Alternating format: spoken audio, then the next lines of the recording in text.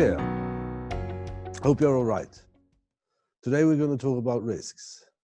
And I have chosen to illustrate this with this beautiful equation. This has nothing to do with project management. It is one of the fundamentals of quantum mechanics. And it's called Heisenberg's uncertainty relation. And I've chosen that as an illustration because risk is exactly that. It is an uncertainty. It's something that might happen, but could also not happen. So it is an uncertainty. And we define it as an event that could happen. It has some sort of probability to occur. And if it occurs, it will have some sort of impact on us, on our project. And the impact could be positive or it could be negative. A risk could be a threat, but it could also be an opportunity. And therefore, we distinguish between business risks and pure or insurable risks. Business risks are either positive or negative. We see this possibility. We can lose some money, but we can also gain a bit. Are we willing to take that risk? Pure risks are only negative. Pure risks are things that could only affect us in the project negatively, cause a delay, cause extra cost, or whatever it is. And we also distinguish between known risks and unknown risks. Known risks are risks that we have been able to identify. This could happen, whilst unknown risk comes as a complete surprise. We couldn't imagine that this could happen. So known risks are identified and is recorded in our risk record or risk register, whilst unknown risks are a complete surprise. So how do we define risk management then? Well, it's to decide how risks should be treated in the project, and we should also plan for the necessary activities. So we distinguish between the different processes: plan for risk management, how do we work with risk in this project, identify the risks, how do we identify most risks, how do we judge those risks, probability, impact, that's what we call a risk analysis. And then we should prioritize those that we need to do something about and plan for response actions. And we should also, of course, monitoring and control the risks while working in the project. And this we normally illustrate as something that is going on over and over again. Of course, we start in the planning process to plan for the risks, identify the risks, make the analysis, identify the appropriate responses, include that in our plan. But once we have started working in the project, things might change. So we might need to update the risk register, make a reanalysis of the identified risks. Are there any new risks occurring? So therefore, this is something that has to go on during the entire life cycle of the project. So the plan starts off by we describe how we're going to work with risk, methods, tools, who is responsible for what roles do we have within the risk organization, have we got a budget for the risk activities, have we set aside time for risk activities, what are the parameters we are going to use when we judge the probability and the impact, and how do we do monitor and control once we have come in and start working in the project, and how do we report? How frequent is the reporting on the risk situation? And who is the receiver? If you remember, communication plan. So the identification then is to try and be imaginative. What could happen that would influence my project? And we could use different methods for that, of course. We could use a brainstorming. Preferably we work in a group, so we could inspire each other, be imaginative what could happen. We could make a SWOT analysis. We can talk to people with previous experience, try to gather as much information as possible. What could cause things to be a problem, for example, in our project? So we start building what we call our risk register. And here we could use the tool that is provided. It's a fairly simple Excel sheet with the purpose of identifying risks. And that's the first thing we do now. Then prioritize the risks and identify activities or response actions. But the first thing we do now is just to make an identification of the risks that we have seen, and we describe that in the first column there, description of the risks. Then we need to think about how will this impact the project? Will it increase the cost? Can it reduce time? How will it change scope? So what sort of impact do these risks have? And then we try and estimate the probabilities of these. So we say, okay, we estimate the probabilities and we estimate the impacts. And we can do that quantitatively or qualitatively. Quantitatively means that we can put numbers onto it. It has a 50% chance of occurring. Or it will cost us 6,000 if it happens. It will delay us by 5 days. If we can't put numbers to it, we have to make a qualitative judgment. And here we should have identified in our plan what scale are we going to use? How are we going to judge probabilities and impact? High, medium, low, 1, 2, 3, 4, 5, or whatever way we decide. But that should be clearly defined. So there will be no discussions later on. How will we done that judgment? So this is an example of a quantitative analysis. You see we have estimated here different probabilities, 10%, 50%, 75%. And we have also estimated the impact in terms of money, 5,000 over budget, 10,000 over budget, or even 8,000 over budget.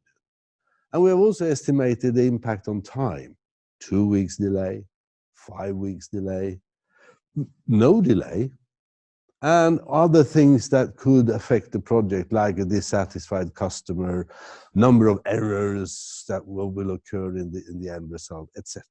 That's the quantitative analysis. Here, in our little tool, we use a qualitative analysis. And we have said that, all right, let's use a scale that goes from 1 to 5 for both the probabilities and the impact. So 1 means very low probability, and 5 means very high probability, almost certain that it will happen. While on the impact side, 1, it's perhaps not even noticeable. Very little effect on the project. Whilst 5 mean catastrophic results. It will delay us, it will stop the project, it will increase the cost, or whatever we think. And we put in those numbers in the tool, it will automatically calculate the rating, the risk rating, which is just a product of the two numbers. So in our example here, we have estimated the probability to be 3, sort of medium probability. And we have said that the impact is serious, so let's put that to 4, meaning that the risk value, which is the product of the two numbers, equals, in this case, 12.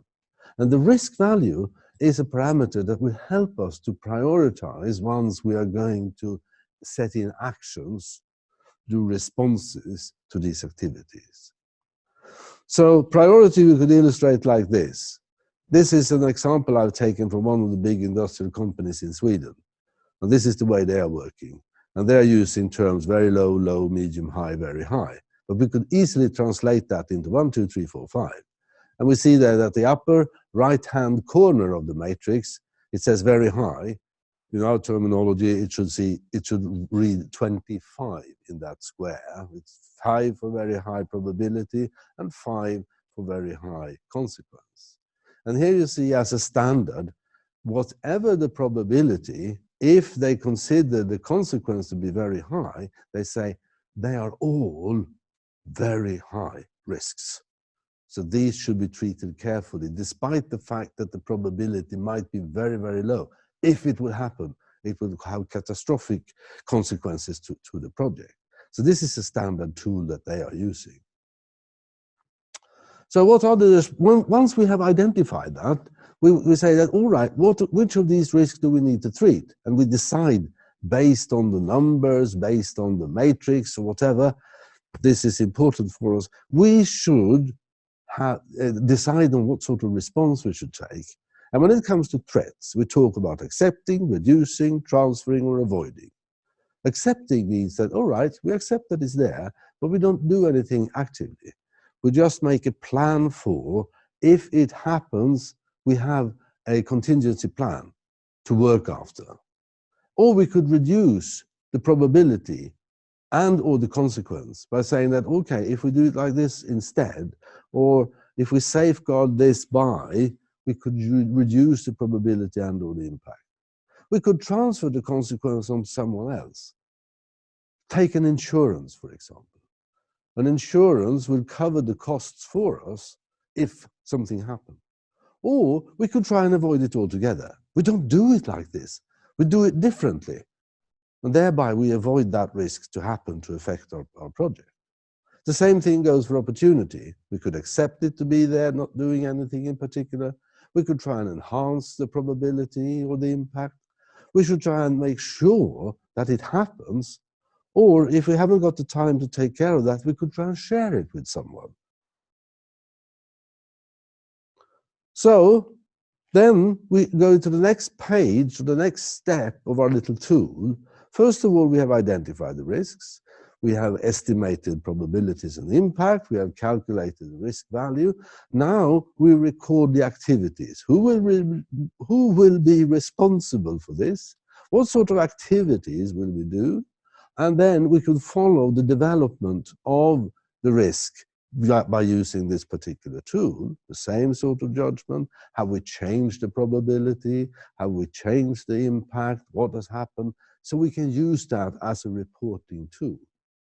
Now, these activities that we have decided to do, they have to be included in the plan, of course. So the project plan has to be updated with the activities we are to take as a response to our risk identification.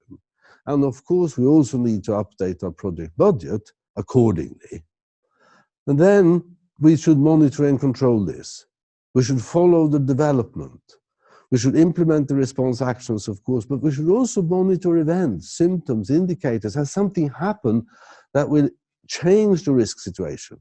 New risks come up. Other risks have disappeared. That's what we have to follow, measure. And we have to communicate the risk situation, of course. What is the situation now? What have we done? What sort of effect did it have? And, of course, act. If a threat becomes a problem, we must act. Try to resolve that problem. So risk will affect the time and the budget in two ways. First of all, funds like time, money, resources allocated for the response actions. And that will be part of the project plan. But we also have to set aside a reserve to handle threats that become a problem. So we have a margin there to use when a threat becomes a problem, resolve that problem.